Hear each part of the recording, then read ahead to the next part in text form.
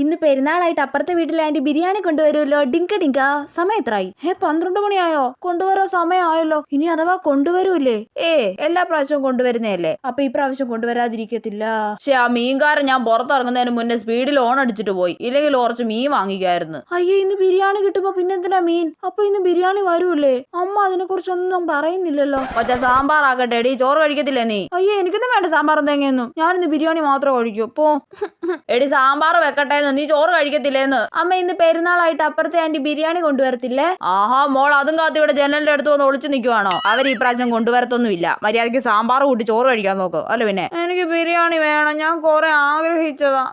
മിണ്ടാതിരിക്കോച്ചേ. ആദ്യം അപ്പുറത്തെ വീട്ടിൽ ആന്റി വരുന്നുണ്ട്. അയ്യോ, ജനലിന്റെ അടുത്തൊന്ന് മാറി നിൽക്കാം. ചേച്ചി, നീതുമോൾ അകത്തെവിടെ ആണെന്ന് തോന്നുന്നു. ആന്റിയെ കാത്ത് ജനലിന്റെ അടുത്തൊന്ന് ഒളിച്ചു നിൽക്കുവല്ലോ. ആ വരുവാണേ, വേഗം പോയി ബിരിയാണി വാങ്ങിക്കാമേ, ചുമ്മാ ഷോ കാണിക്കാതെ. അല്ല പിന്നെ